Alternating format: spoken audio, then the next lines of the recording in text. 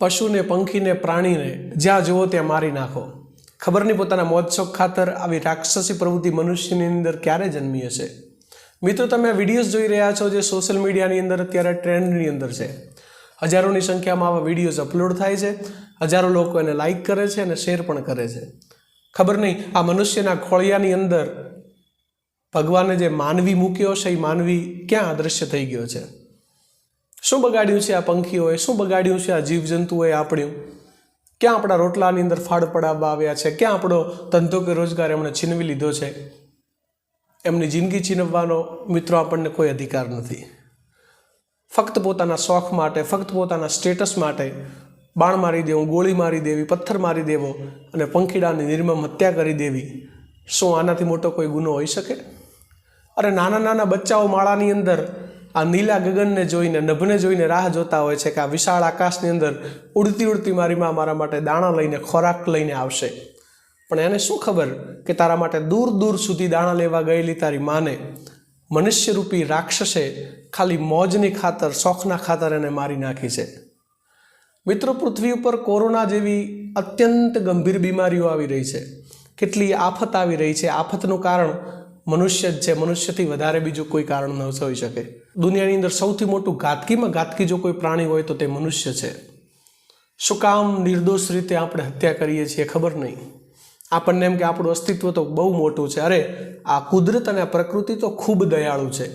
જો અત્યારે આપણા કર્મોનો હિસાબ કરવા ઉપર આવી જાય ને તો અત્યારે આપણો નાશ થઈ જાય. આપણને ખબર નથી કે જે પૃથ્વી પર ઊભા છીએ એ ધરતી માતાને કદાચ 2 ટુકડા થઈ જશે ને તો આપણા અસ્તિત્વનું શું?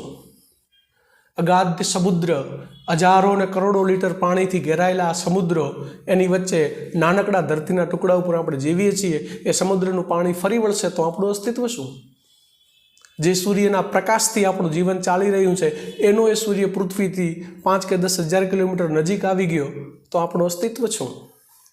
આવા ઘણા બધા પ્રશ્નો મનુષ્યએ પોતાની જાતને પૂછવા જોઈએ. મિત્રો, કોઈ પણ પ્રકારના સ્વાર્થ વગર પશુ પંખીને આવી રીતે મારવું, એની નિર્મમ હત્યા કરવી, તે ખરેખર ક્યાંનો ન્યાય ગણી શકાય?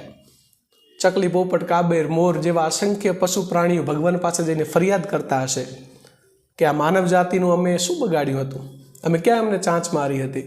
અમે ક્યાં એમનો રોજીરોટી કે રોટલો છીનવી લીધો હતો જે અમારી સાથે આવું કરવામાં આવ્યું? તો આવા બધા વિડીયોઝ જોઈને ખૂબ કાળજું કંપે છે.